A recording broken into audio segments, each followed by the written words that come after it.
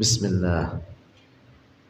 Qala al-muallif rahimahullahu ta'ala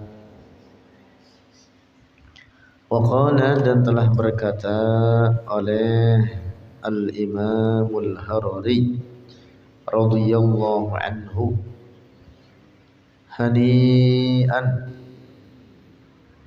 beruntunglah atau alangkah beruntung, liman qaddama fi hadhihi dunya, liman, bagi orang, qaddama, yang telah menyiapkan,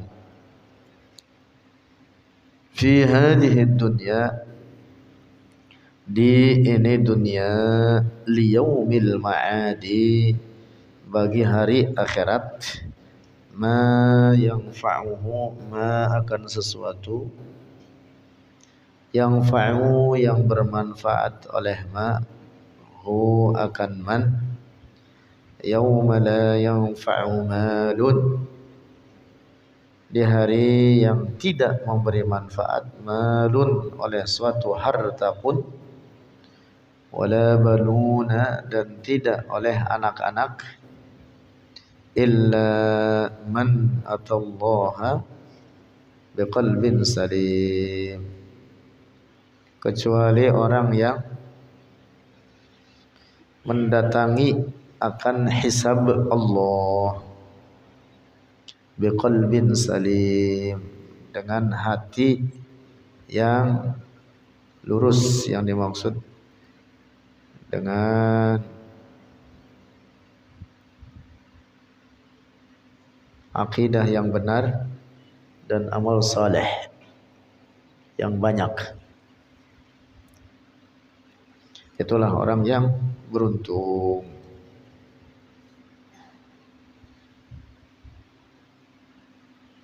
Masya Allah, kehidupan akhirat itu kekal tanpa penghabisan. Kehidupan dunia ini hanya sebentar. Namun demikian, kehidupan akhirat yang panjang dan tanpa penghabisan tersebut itu didasarkan kepada kehidupan dunia yang sebentar ini, daripada amalan-amalan kita yang kita kerjakan. Masya Allah.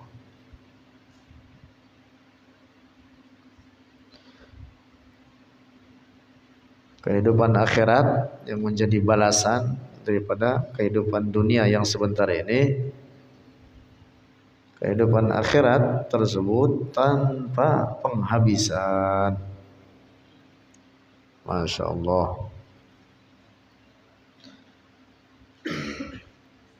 Ya, kalau orang berpikir sangat mendalam,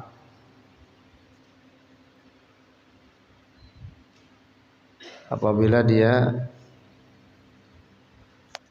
bisa menahan diri daripada maksiat-maksiat, dia memilih untuk tidak kawin. Kalau dia paham betul, mendalami betul bahwa kehidupan ini sebentar dan menjadi ladang untuk akhirat. Dan itulah yang terjadi dengan sebagian para ulama kita. Beberapa di antara mereka, dan cukup banyak, adalah uzzab. Uzzab itu artinya hidup membujang.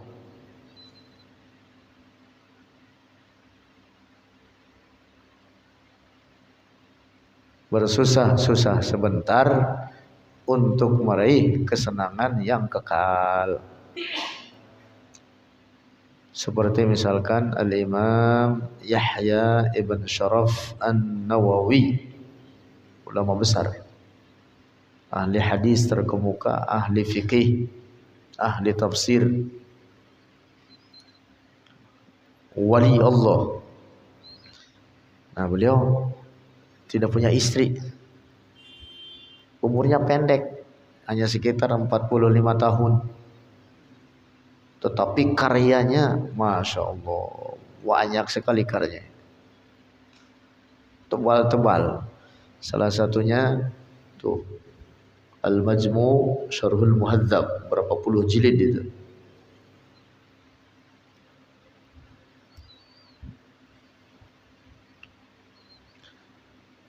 Dan beberapa para ulama lainnya. Lanjut. Wa qala radhiyallahu anhu, dan telah berkata oleh Imam Al-Harari radhiyallahu anhu, fi hadzal zamani, di ini zaman, zaharat, telah nampak atau telah timbul, muamalatun, muamalah fil bai'i wasyira'i, dalam praktik jual beli, wasyarikati, dan perserikatan,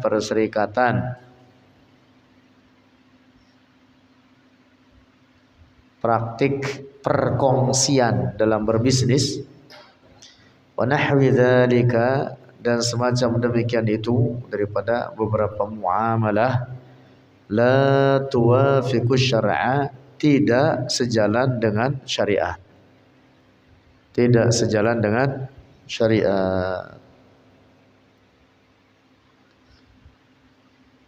Bal hiya mukhalifatun li syar'i, bahkan dia itu menyalahi bagi syarak.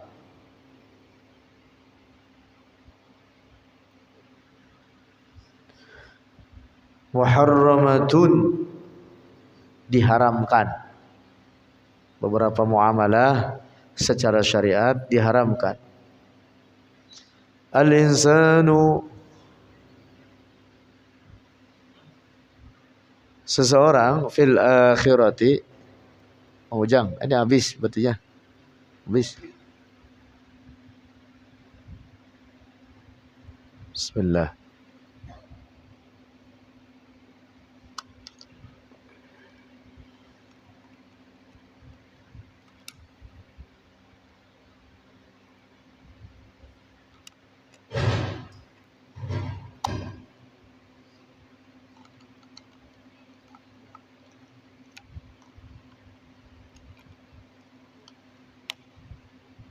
Bismillah.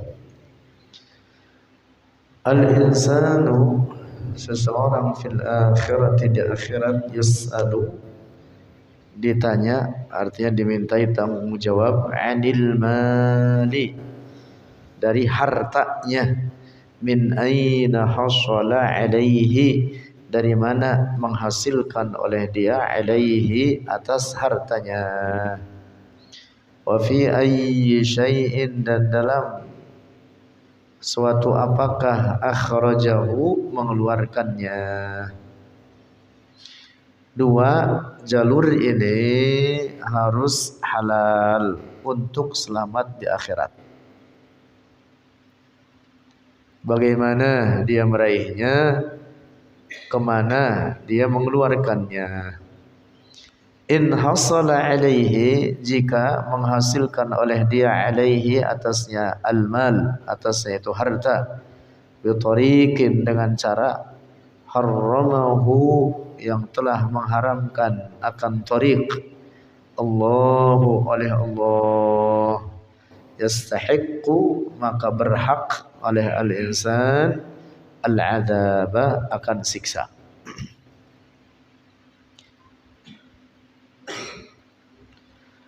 In akhadahu, jika mengambil oleh dia akan harta, bitariqin halalin, dengan jalan yang halal, wa sharafahu, dan mempergunakannya akan itu harta, fil harami, dalam perkara haram, yu'adzabu alaihi, disiksa itu al-insan alaihi atasnya syarafahu fil haram. Innama sesungguhnya adalah alladzi yaslamu seorang yang selamat, man akhadal mala adalah orang yang mengambil atau meraih harta min halalin dari jalan yang halal, wasarafahu dan membelanjakannya atau mempergunakannya fil halali dalam perkara yang halal, baru selamat.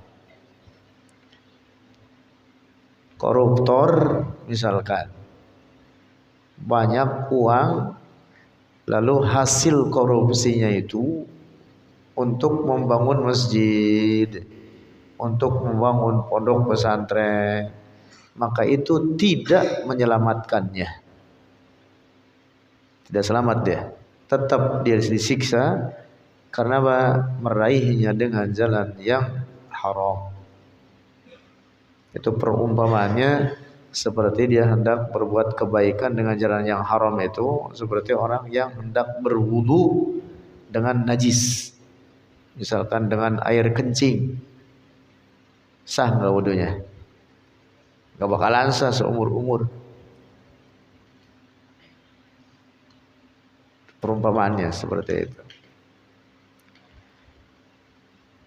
Nah, ini yang dimaksud dalam hadis Nabi, bahwa setiap orang nanti akan ditanyai terkait hartanya, min aina akhadahu wa fima anfaqahu, dari mana dia dapat, kemana dia menyalurkannya.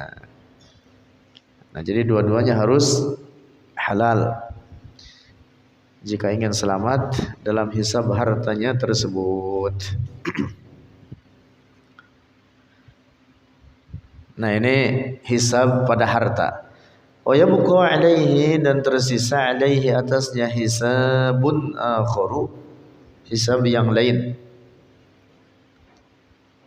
Anis salati dari salatnya. Yus'alu akan ditanyai atau dimintai tanggung jawab. Wa anis zakati dan dari zakat.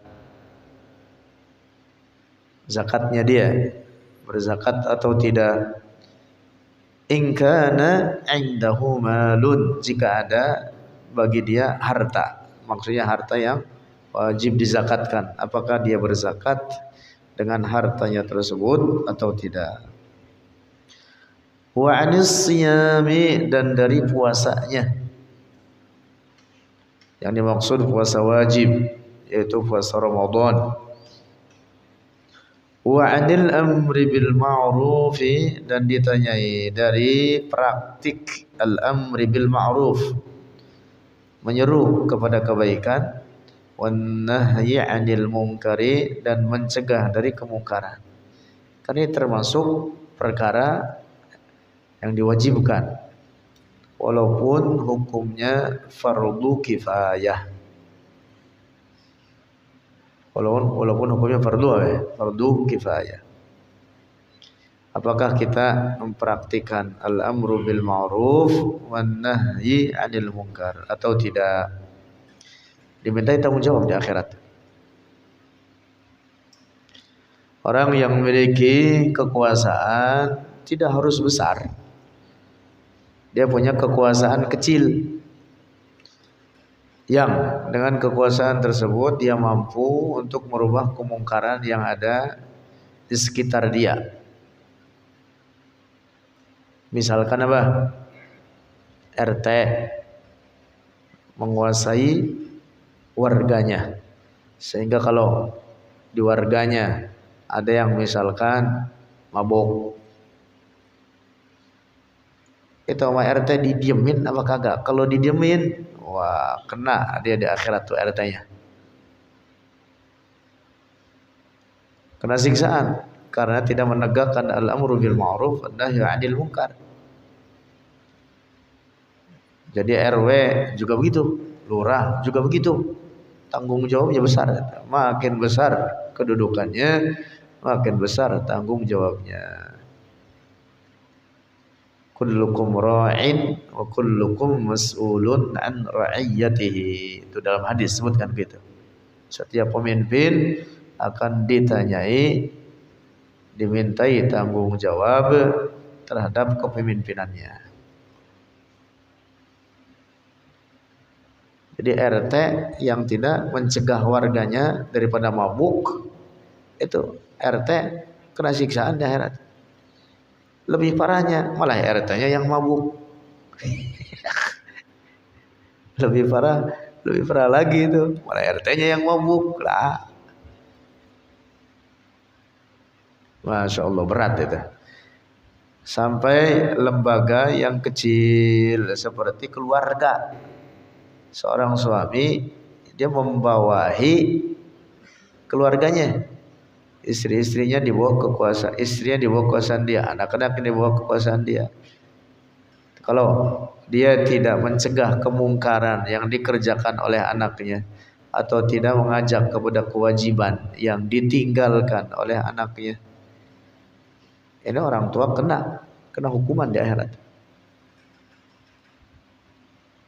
Mendiamkan anak perempuannya keluar rumah pakai celana pendek, ngayap kemana-mana kagak jelas, didiamin aja. Wah, ini orang tua kena hukuman di akhirat, kena siksa gara-gara gitu itu. Atau malah istrinya pakai celana pendek, celana ketat, mana pendek lagi, legging namanya, mau ngejang namanya celana legging.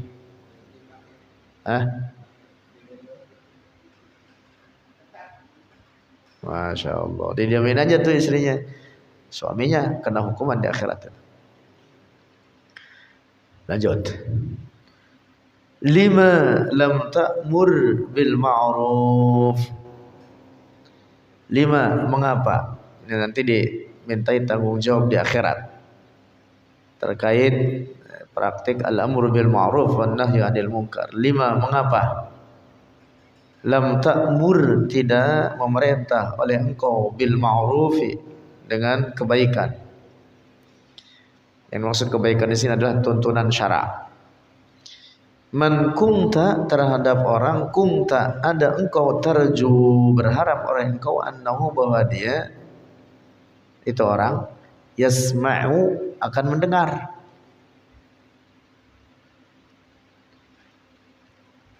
Orang yang sekira kita anggap dia akan menerima, kita diemin padahal dia meninggalkan kewajiban, atau dia mengerjakan barang yang haram, kita diemin, kita berdosa. Kecuali kalau memang tidak diharapkan lagi dari dia bahwa dia sudah sering diberi nasihat, atau misalkan dapat membahayakan diri kita, maka gugur al-amru bil ma'ruf wan nahyi 'anil munkar itu. Jadi ada ketentuan-ketentuan berlaku juga di dalamnya, tidak mutlak. Al-amru bil ma'ruf wan nahyi 'anil munkar ini main apa? Main gasak aja. Berlaku anarkis, kagak boleh. Ada ketentuan-ketentuannya. Salah satunya misalkan kalau menegakkan al-amru bil ma'ruf wan nahyi 'anil munkar dapat menyebabkan kepada bahaya yang lebih besar, maka gugur kewajiban itu. Salah satunya itu. Dan beberapa ketentuan lain. Termasuk salah satunya kalau kita tidak mampu untuk mengingkarinya, maka gugur juga kewajiban tersebut dari kita. Terus 5 lam tanha. 5 mengapa lam tanha, tidak mencegah oleh engkau, anil munkari, dari kemungkaran, man kumta, terhadap orang, kumta yang ada engkau, tarju berharap oleh engkau, ayyasma'a kalamaka, untuk mendengar oleh dia, kalamaka akan perkataanmu. Kalau engkau menyangka bahwa orang yang mengerjakan kemungkaran tersebut, umpama kita tegur, kita sangka bahwa dia akan mendengar perkataan kita, maka kita wajib mengingkarinya, wajib meluruskannya.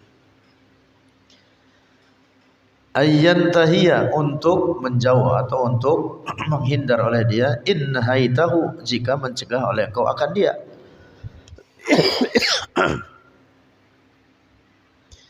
Nah, ini akan ditanya itu di akhirat nanti.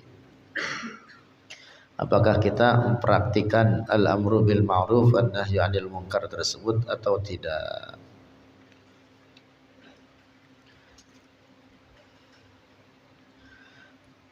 Sebenarnya tidak harus berhadap-hadapan.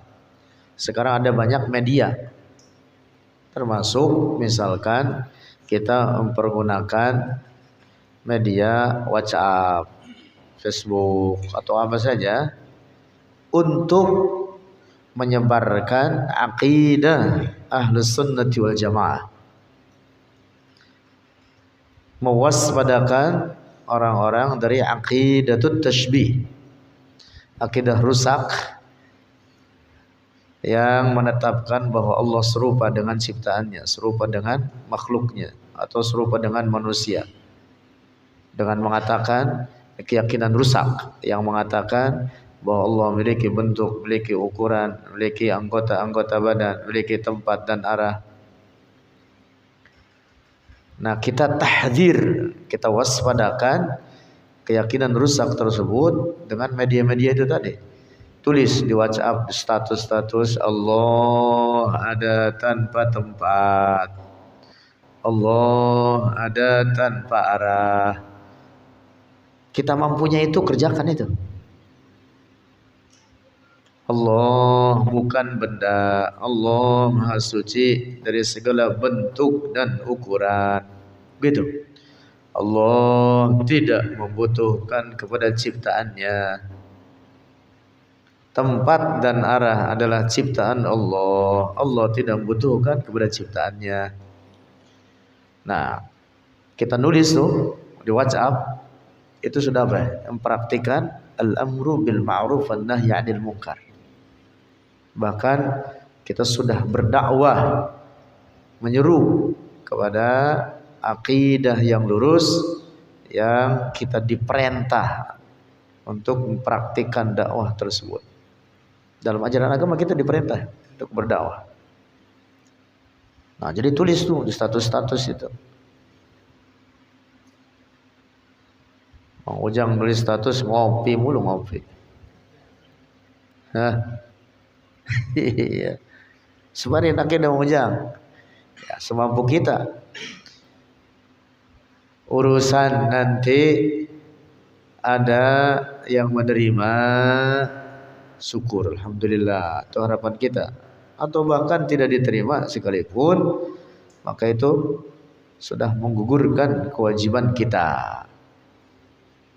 Allah punya urusan, diterima atau tidaknya oleh orang lain, Allah punya urusan. Lanjut. Wa an a'malil qulubi, dan akan ditanyai an a'malil qulubi, dari pekerjaan-pekerjaan hati, wa a'malil aini, dan pekerjaan-pekerjaan mata, wa a'malil yadi, dan pekerjaan-pekerjaan tangan, wa a'malir rijli, dan pekerjaan-pekerjaan kaki. Tuh, setiap anggota badan kita itu nanti akan dimintai pertanggungjawaban. Ada yang disebut dengan al-jawarihus sab'ah, anggota badan yang 7. Kuping, mata, mulut, tangan, kaki, farji. Al-farji itu depan dan belakang, al-qubur dan ad-dubur. Kemudian perut.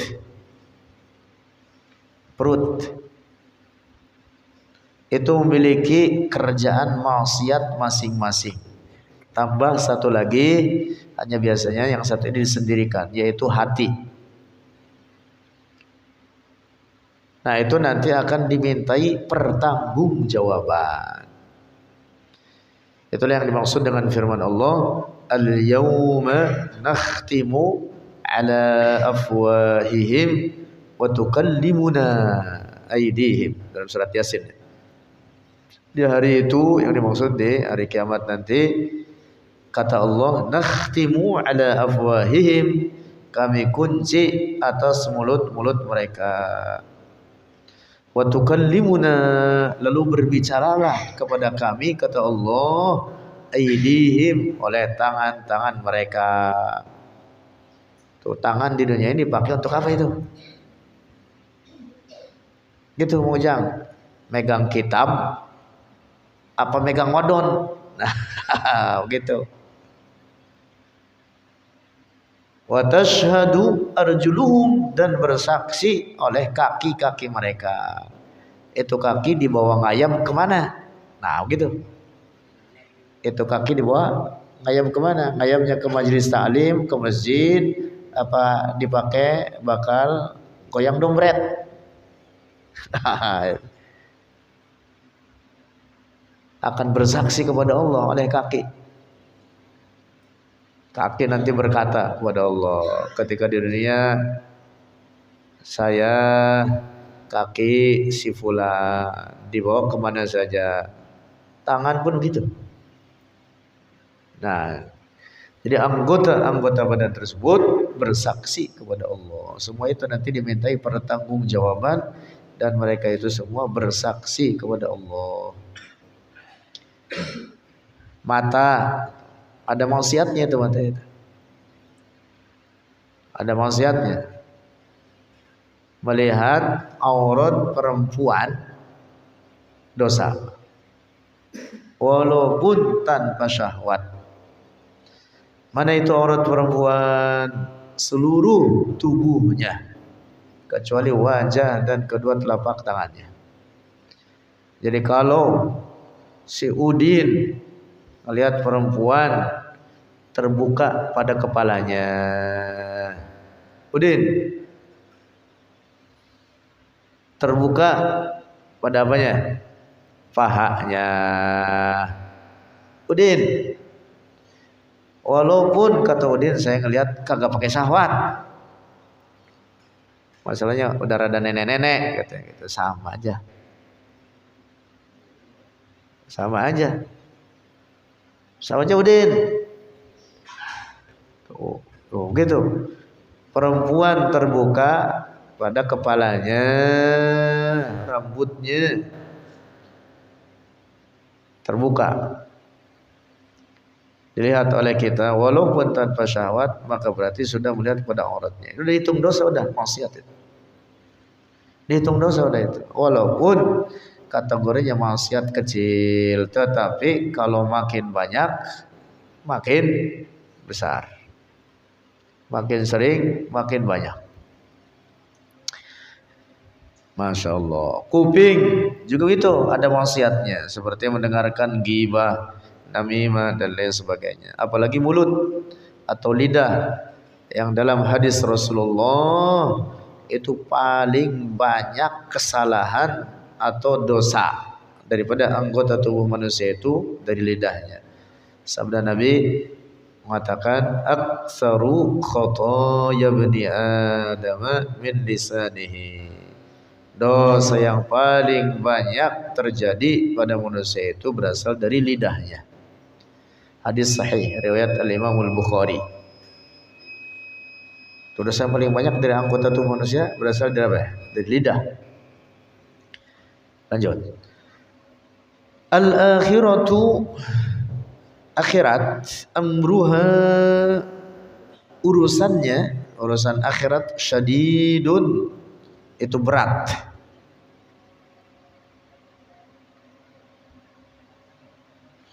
Sangat berat. Tanggung jawab di akhirat itu berat.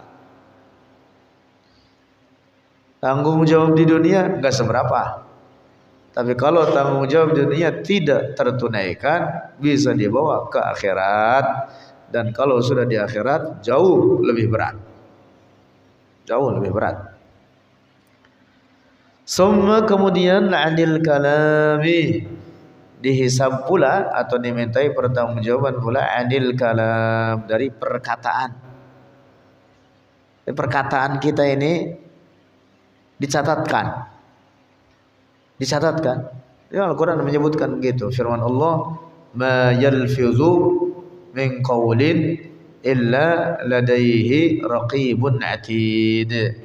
Ma yalfidhu, tidaklah berkata-kata oleh seorang illa kecuali ladaihi, baginya raqibun atid. Ada raqib dan atid yang mencatatkannya. Lanjut. Ba'dul ulama qala, sebagian ulama berkata, lisanuka su'banun, lidahmu itu ular.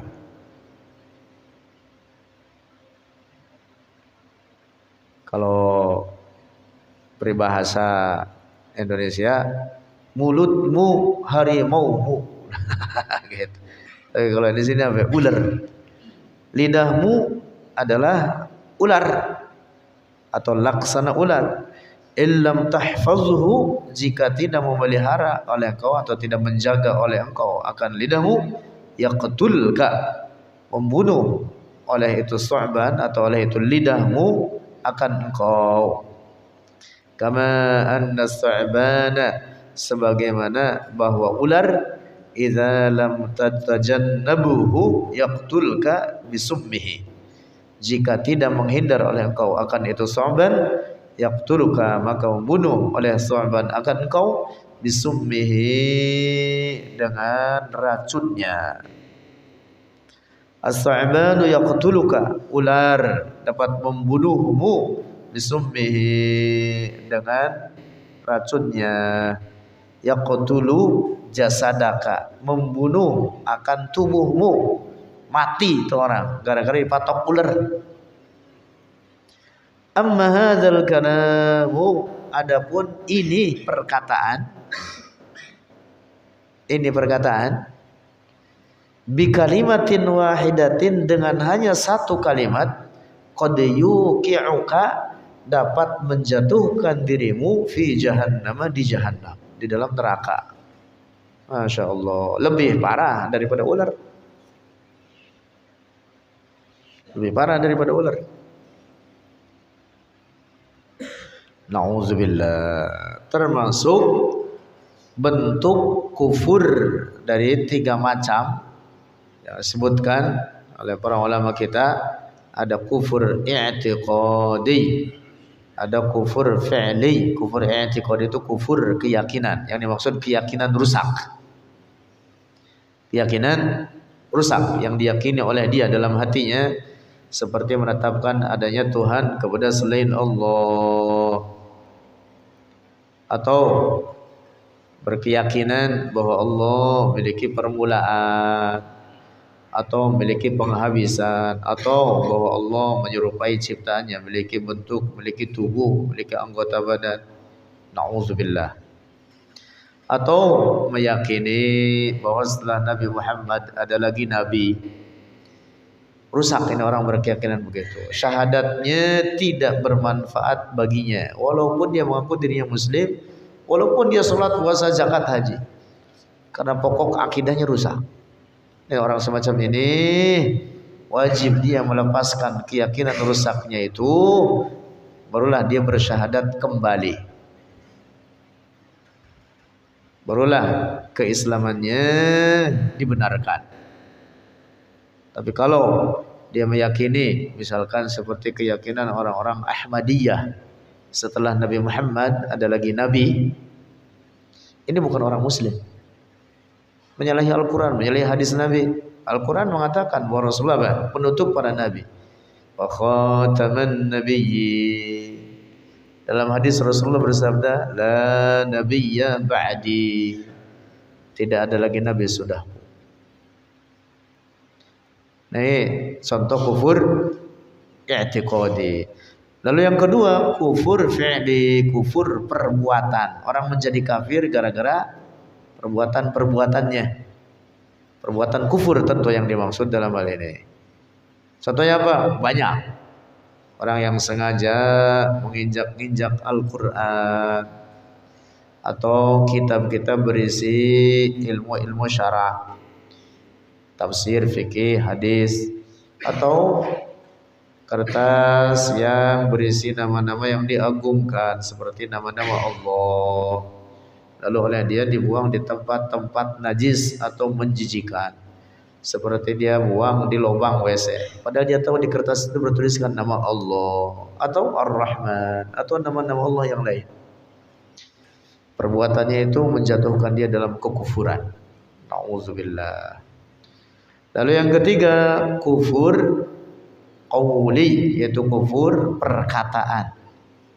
Yang dimaksud bahwa ada kalimat-kalimat, perkataan-perkataan yang kalau diucapkan maka itu menjatuhkan dalam kekufuran, mengeluarkannya dari Islam.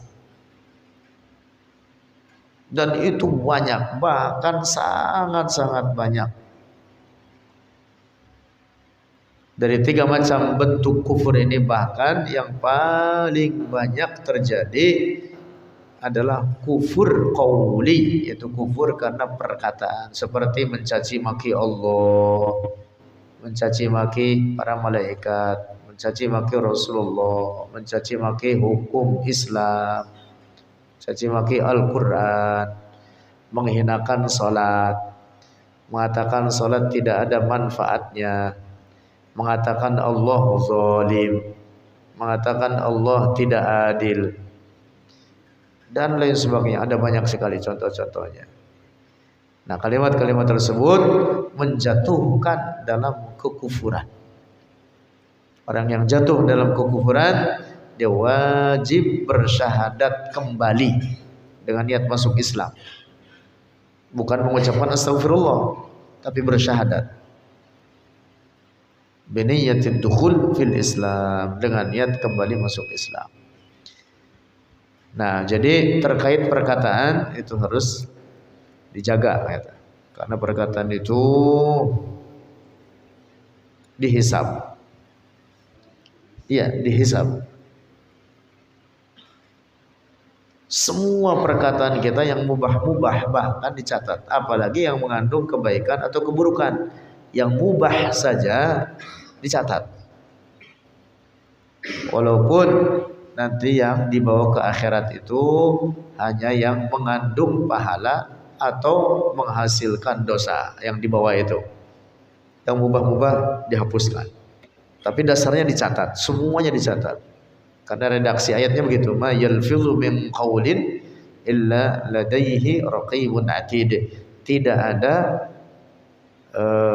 perkataan apapun yang diucapkan oleh seorang hamba kecuali ia itu ditulis oleh Raqib dan Atid, dicatatkan. Wallahu a'lam bishawab.